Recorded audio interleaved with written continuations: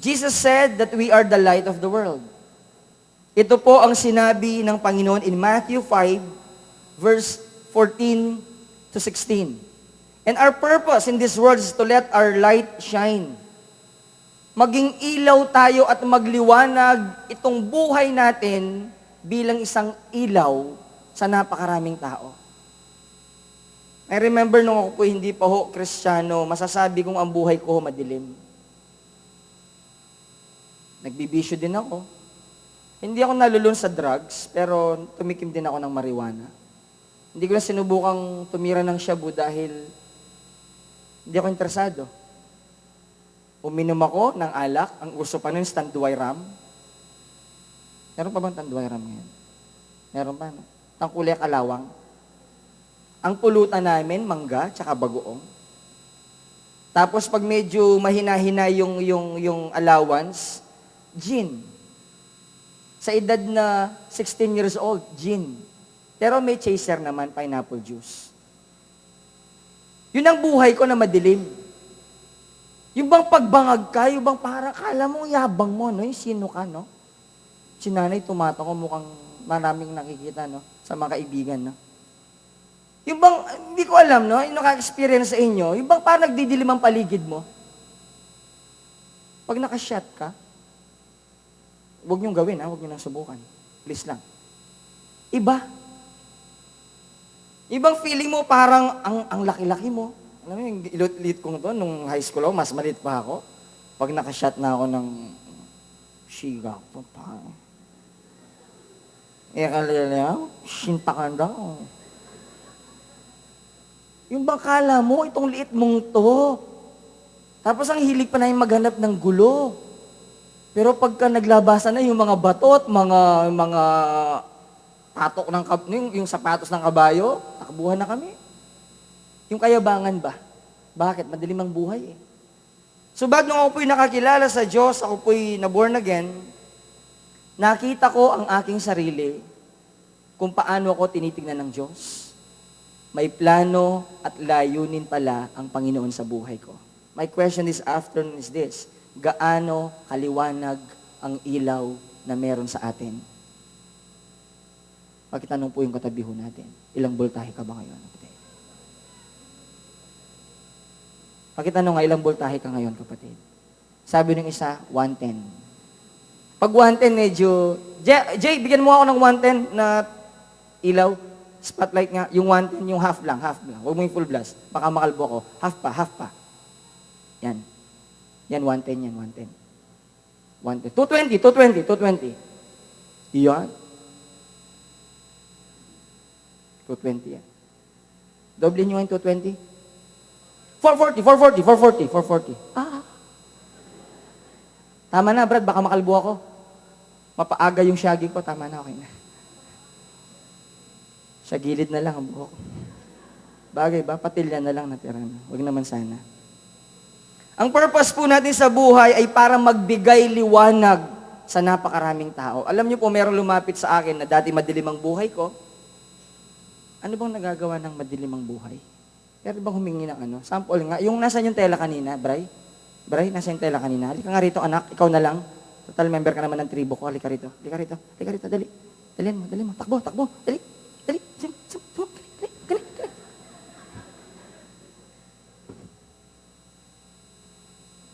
Huwag kang maninilit. Steady ka lang. Lakad ka. Sige. Oops, pag sinabi kong lakad, ha? Okay. Step. Lakad lang. Isang paa lang muna. Sige pa, lakad. Lakad. Oops, hagdan na yan. Baba. Hagdan yan. Sabi ko sa inyo eh. Di ba? Hakbang ka sa kanan. Konti lang. Kanan. Right. Ano ka ba? Balik kita ng grade 1 eh. Tamaan mo yung speaker sa kanan, ha? Dahan-dahan ka. Kaliwa. Talon ka. Hindi, sa harap. Mahulog ka. Dahan-dahan ka. Salamat, Bray. Salamat. Alam niyo ho, dati buhay natin ganun. Buhay ko ganun. Di ko alam yung direksyon eh. Basta alam ko na bubuhay ako, may pera ako, May laman ako sa bulsa, estudyante ako, nag-aaral ako, nagtatrabaho ako. Pero walang direksyon. Alam niyo bakit? Madilim eh. Subalit dumating po ang Diyos sa buhay ko. May isang taong nag-encourage sa akin to accept Jesus as Lord and Savior. Binuksan kong puso ko sa Panginoon. Literally, after nung prayer namin sa honor, sa jeep niya, pagbaba ko sa bahay namin, parang iba yung liwanag ng bahay namin. Then napansin ng nanay ko, hindi na ako nagmumura, hindi na ako lumalaban. Pag inutosan ako ng 1 beses, 2 beses, 3, kahit 10 beses, hindi na ako nagre-reklamo. Then I realize, sabi ko, may nangyari sa akin. Yung pala, may ilaw na ako. Kasi nagbayad na ako sa spell-up ko eh. Amen po ba? Kasi pag madilim ang buhay natin, wala tayong direksyon at wala tayong alam na puntahan. Subalit salamat sa Diyos, nung dumating siya sa buhay natin, binigyan ng liwanag ang buhay na ito. Praise God. Amen po ba? Anongin niyo nga yung katabi niyo ulit. Kumusta ang liwanag mo, kapatid? Praise God. Palakpakan naman natin ang Panginoon. Hallelujah. The way we live our lives should help the people around us see more clearly, and we bring light into their lives. Naglalakad kayo sa dilim.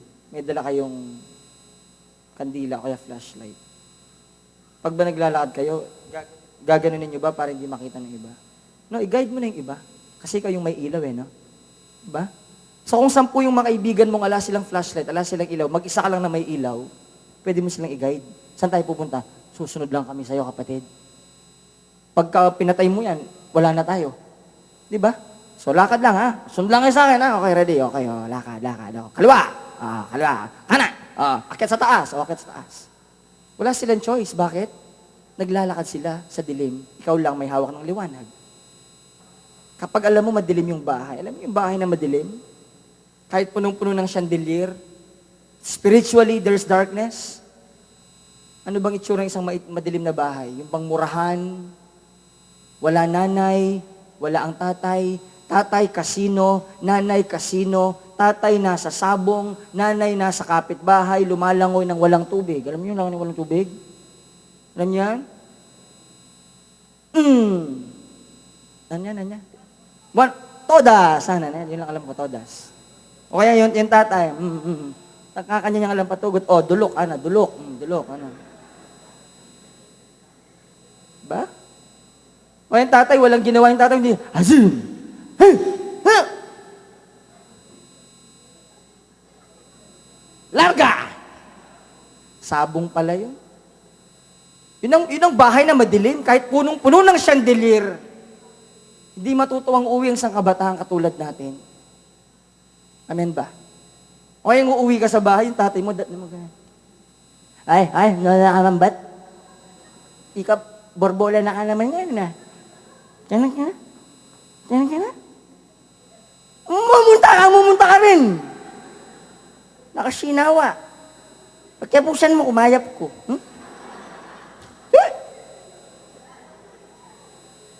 Yun ang bahay na madilim. Pero pag nakilala mo ang Diyos, kahit ang bahay mo punong-puno ng dilim, gumitna ka lang sa loob ng bahay mo, you can push back the darkness. Amen po ba? Nag-aaway nanay, tatay mo, laging may UFC, laging may championship, laging nandun si Vera tsaka si Randy Couture. Are you ready? Are you ready? Come on, fight! Yung plato nyo, 2 piraso, ngayon 20 piraso na. Bakit? Akalipad. Kaya yung tiyangge, kumikita. Bakit? Lagi may bumibili. Alam nyo, pag madilim ang bahay po natin, gumit na lang kayo. Ipakita nyo ang liwanag sa loob ng bahay. Pag pinapagalitan kayo ng mga magulang ho ninyo, huwag kayong sumagot, huwag kayong magrebelde. Pakita nyo yung ilaw nyo. Amen. Dahil kahit anong klaseng katuwiran ibigay natin sa mga magulang natin, hindi tayo mananalo. Believe me. Amen ba? Hindi nyo pwede silang i-please or hindi nyo pwedeng iwin yung mga magulang nyo. Katuwa ko na ngayon ni ma'am. Just give me a break, okay?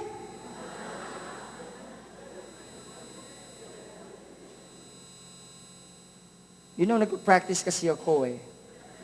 Because I'm planning to go in Canada, you know.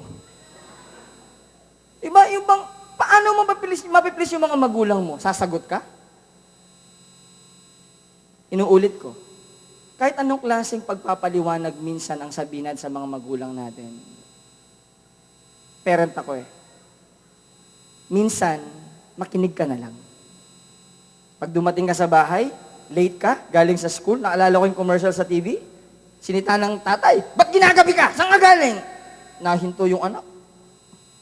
Eh tay, panggabi po kasi trabaho ko eh. Umaga raw umuwi. Bagay yung mga magulang natin eh. Kailangan mag-explain, instead of magbigay ka ng arguments or magipag-argue ka. Sorry po, Nay. Kasi po, pinagbubuti ko lang ng pag-aaral ko. Sana. Kesa yung sasagot ka na, ongin eh. Ano mangyayari sa inyo? Nasaan ang liwanag nyo? Liwanag nyo, pundi na. Pundi. Alam niyo yung pundi? Napundi ba? Tingnan mo ngayon katabi mo, hindi pundi, ilaw niyan. Nagliliwanag ba? Nagliliwanag. Dili, pundi. Paki-switch mo nga, switch mo. Ikot mo ang konti, switch. 220, wag 110, 220, come on, 220. Hallelujah, palakpakan po natin ang Panginoon. Nasaan yung mga kuya dito? Ay, mga kuya, nasan kayo, mga kuya? Nagliliwanag ba kayo? Ha? Ate, akala nyo, ate, mga kuya. Kumusta kayo? Nagliliwanag ba kayo? Nagliliwanag ba kayo? Baka ginawa niya sa mga kapatid niya, oy, manas kang pinggan. At Chico Kenya. Koya ko Kenya. Psst. Sana kang ma. Sali kang aslam mo kung paminta kita. Sam!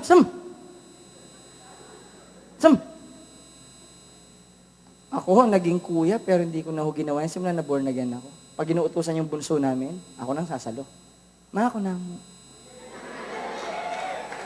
Ano? Walang biro. Pero hindi ako born again. Inuutos na ako. Oy, gawin mo na ita.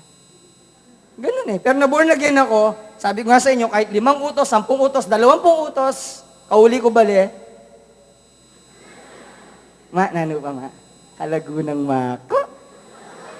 Ganun ako eh. Pero hindi ako born again, ay, sabihin ko sa'yo, unang utos, okay. Eh kasi may karinderya kami. Kakapagod sa kantin.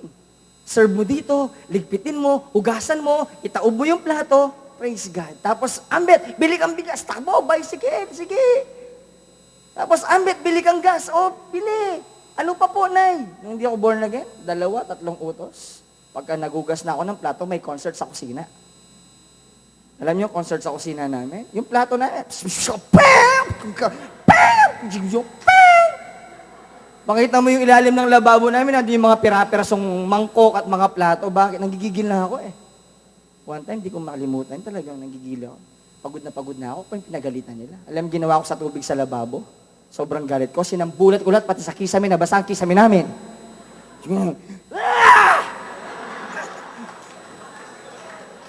Sumambulat yung tubig, pati yung lahat ng kanin. Nagulat ang nanay ko eh.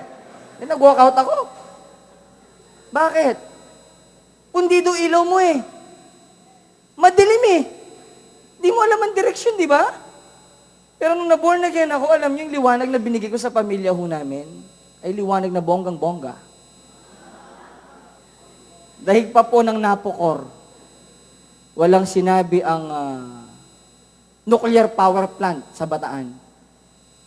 Alam niyo, bakit? Dahil yung pabor ng Diyos dumali sa pamilya ho namin, nakapag-abroad ang ate ko ngayon, nasa Canada na ho siya. Pinadala na ako ng Swiss Army na pabango. Tapos yung chocolate namin sa bahay, napapanis na lang po.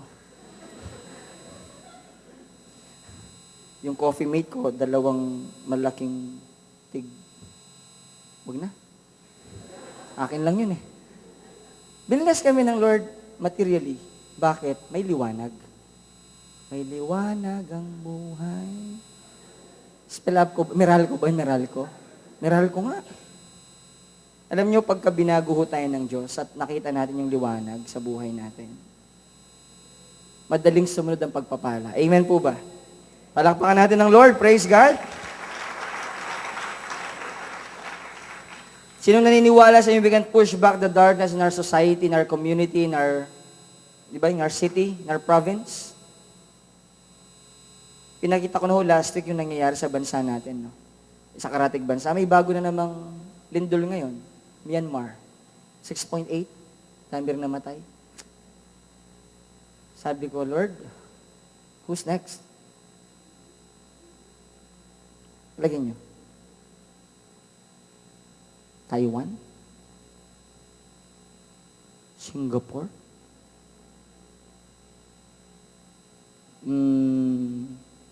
Brunei?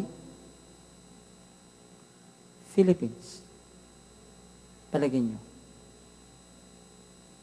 Di ba kayo natatakot? Di ka natatakot? That anytime may pwedeng mangyari sa bansa natin. Lumindol na, by the way, sa Mindoro. Quezon City and Makati. Pero isa lang pinangahawakan ko. Na kapag ang buhay mo ay nasa Diyos, wala kang dapat ikatakot. Amen po ba? Amen. Praise God. Palakpakan natin ang Panginoon. We are the light of this world. And the Holy Spirit is the power source. Sabihin natin lahat, Holy Spirit. The Holy Spirit is the power source. Kumbaga ho, sa isang gamit sa loob ng bahay, kahit gaano po yan ka-high-tech, kung hindi nyo po ilalagay yan sa isang saksakan para makakonekta ka at makakuha ka ng source, hindi pwedeng magagamit. Hindi pwedeng magamit. Sabi ho ng Romans 8, verses 9 to 11, you, however, are controlled not by the sinful nature by the Spirit, but by the Spirit, if the Spirit of God lives in you. And if anyone does not have the Spirit of Christ, he does not belong to Christ. But if Christ is in you, your body is dead because of sin. Yet your spirit is alive because of righteousness. And if the Spirit of Him who raised Jesus from the dead is living in you, He who raised Christ from the dead will also give life to your mortal bodies through His Spirit who lives in you. Alam niyo yung sinyalis po ng isang taong wala na ho yung kanya pong appetite or nawawala po yung light sa kanyang buhay kapag nahiwalay tayo sa right source. Kapag hindi na ho natin na-connecta yung atin pong sarili. This is my point number 1. How is spiritual power lost? Paano wawalang spiritual power natin? Number 1, spiritual power is lost when we forget the source. That is very basic. Pwedeng mawala ang spiritual power na meron tayong ilaw, na meron tayong buhay, na binago ng Diyos. Pwede tayong bumalik sa dating ugali natin kapag nalimutan natin yung right source ng ating kalakasan. Sino po dito ang nagsasabing kaya niyang mabuhay na wala ang Diyos? Hindi ko kayang mabuhay na wala ang Diyos. Sabi ko nga kailan ko ba na-share to last Friday sa mga nasa pre-encounter. Magbe-birthday po ako ng August 18, 2011.